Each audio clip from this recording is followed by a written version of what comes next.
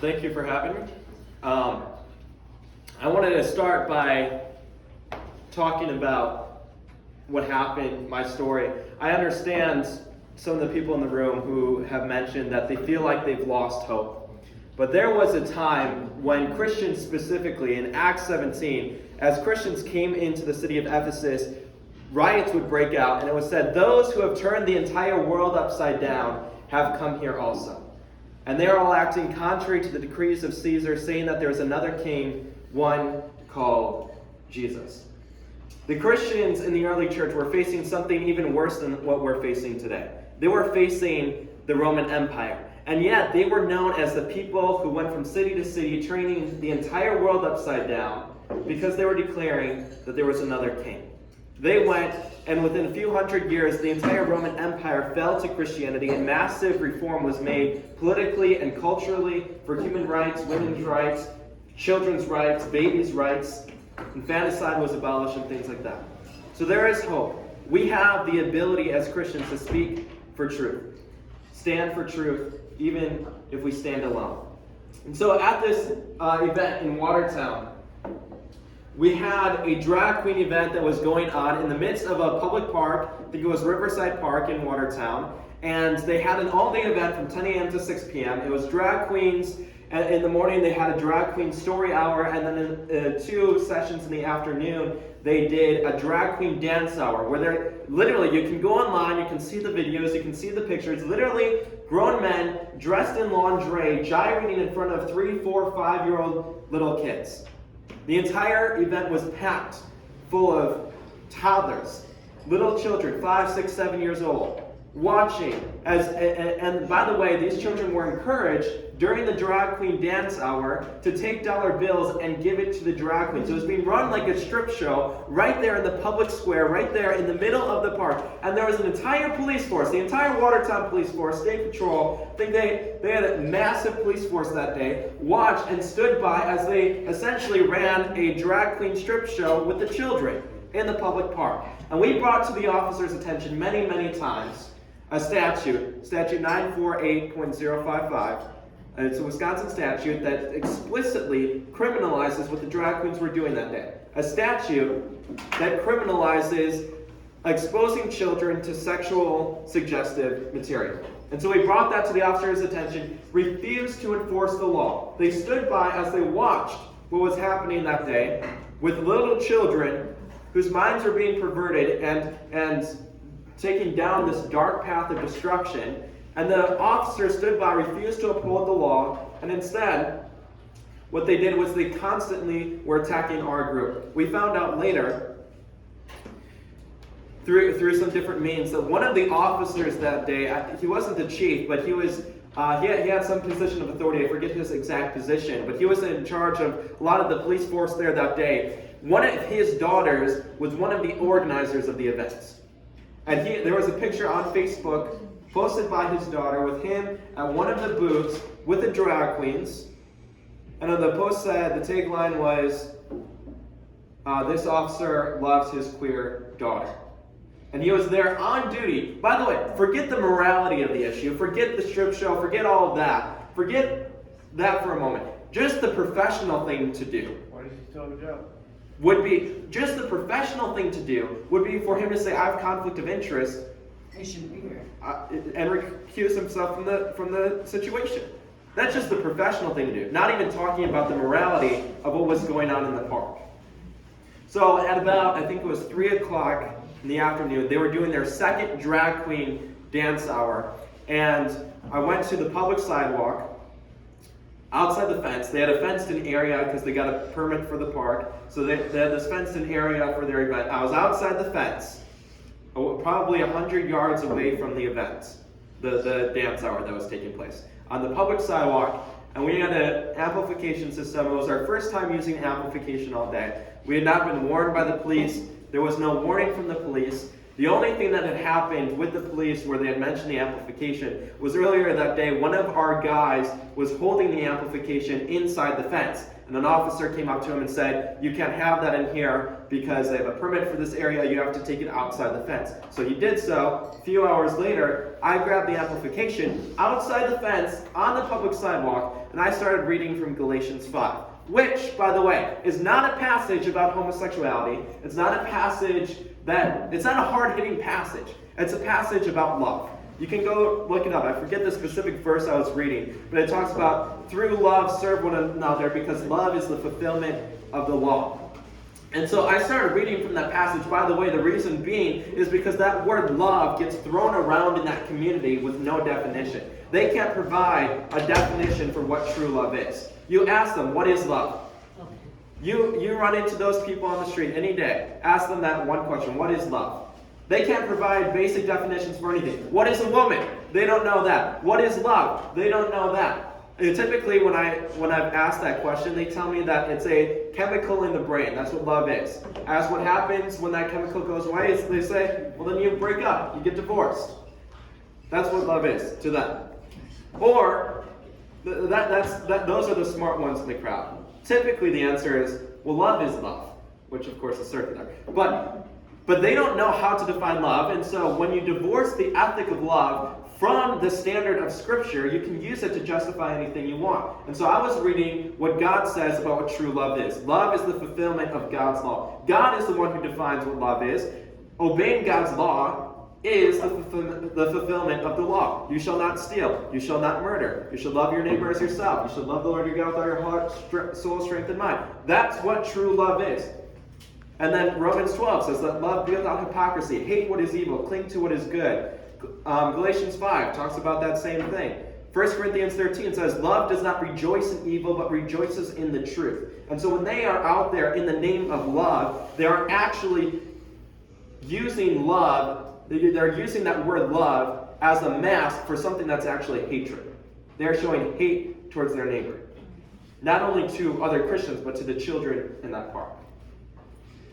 And so I started reading from that Bible passage. And instantly, within the matter, and for those of you who have seen the video, because it's been around, Fox News played it and things like that, you can probably, I'm not sure exactly the best place to find it, but if you look up Christian Gets Arrested Drag Queen Show on YouTube, you could probably find it.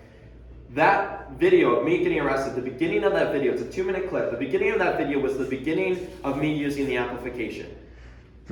That soon, in the video, it's a matter of like 5-10 seconds, all the officers in that area came and surrounded me. One of them didn't say anything. By the way, I've gone out, I've done a lot of events like this before, so I'm used to it. Typically, officer comes up to you and says, hey, so you got amplification there, there's a certain decibel level, you have to turn it down a little bit, or they'll tell you, because every city has different codes and different rules, and so we don't necessarily know the exact decibel level. So they'll come up and they'll talk to you.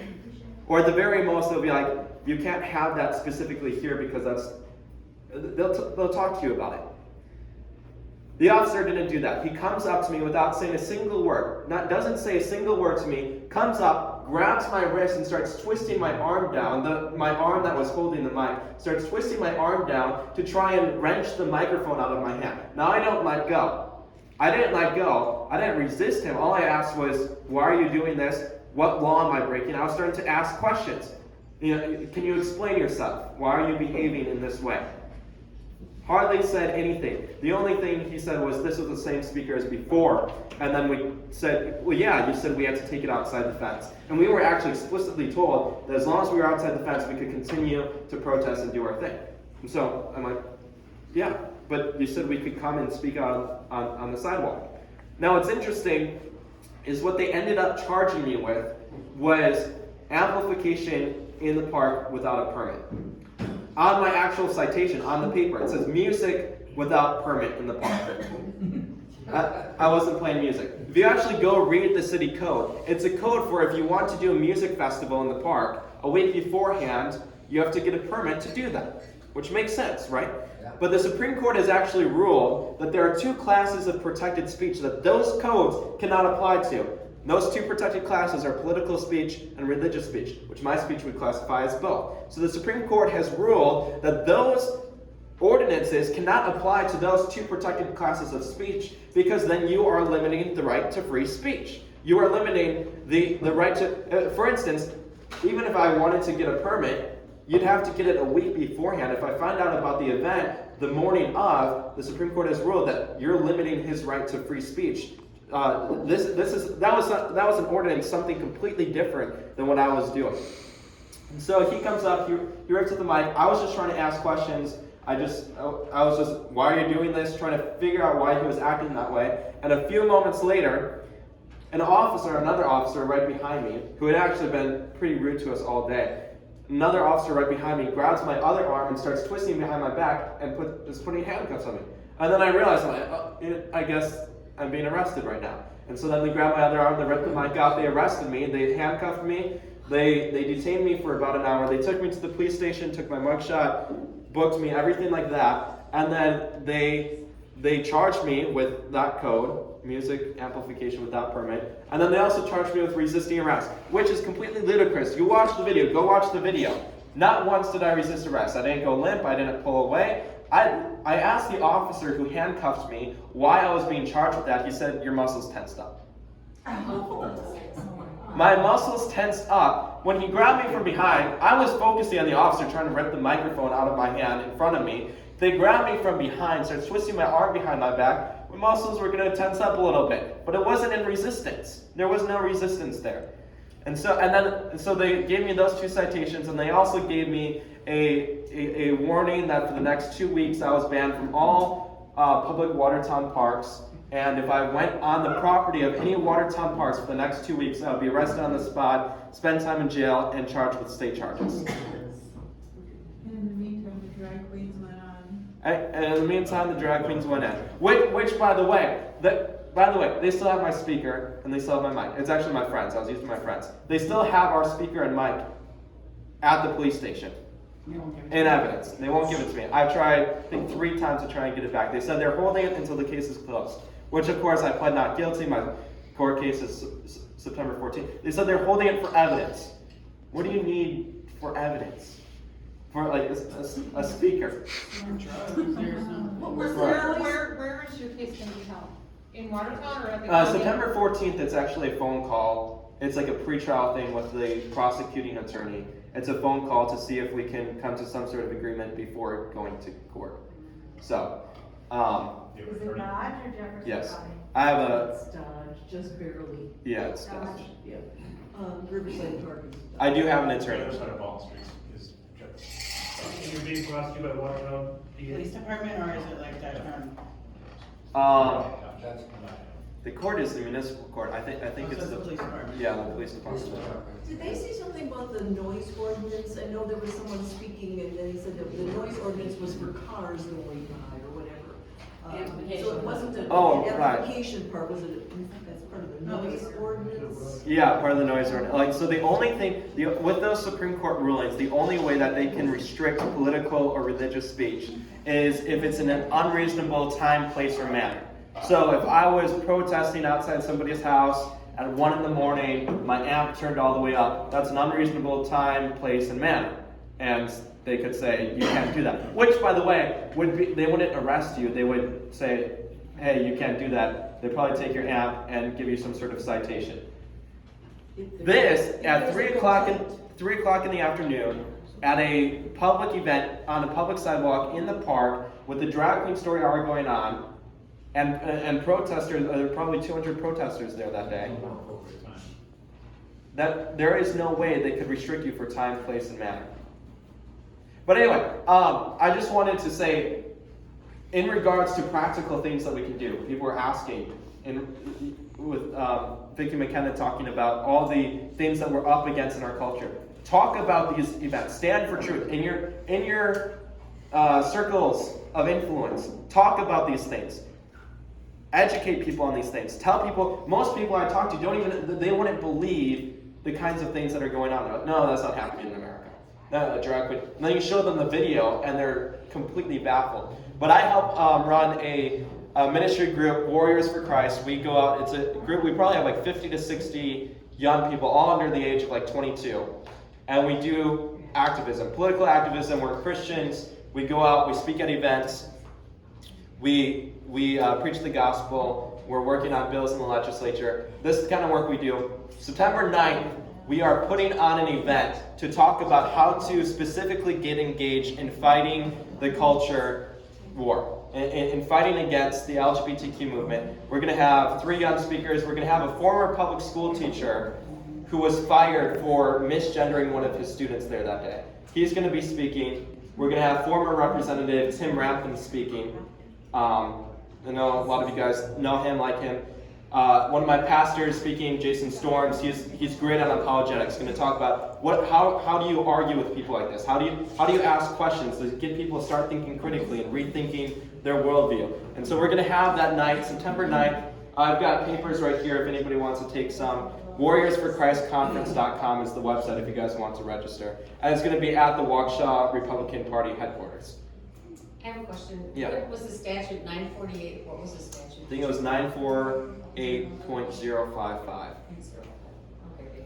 Yeah. So we talked a little tonight about hope, and I think seeing you and the young people coming to places of courage like this and standing up like that gives all of us, as you look around the room, hope that the younger generation can be reached. It's really good. The other thing I want to say is how much I appreciate your approach when you did that, because you did not confront them with anger. You actually gave them things that could draw them to you for a conversation. So I really appreciate that. Yeah. Thank you.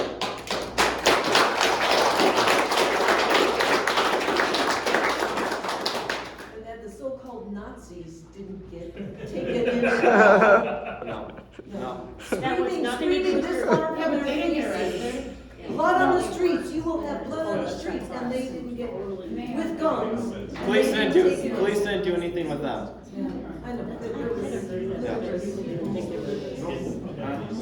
You were awesome. Thank you.